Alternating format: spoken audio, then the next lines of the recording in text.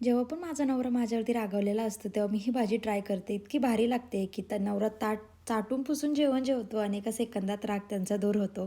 तुम्हीसुद्धा एकदा नक्की ट्राय करा. एक हिरवी मिरची, आलं, लसूण, कोथिंबीर घ्यायची, मस्त बारीक मिक्सरला वाटून घ्यायचं. त्यानंतर कांदा, टोमॅटो मस्तपैकी मऊसूद असं परतून घ्यायचं. एका साईडला मी ते सोयाबीन पाण्यात उकळून घेतली, त्यातलं पाणी सगळं पिळून घ्यायचं.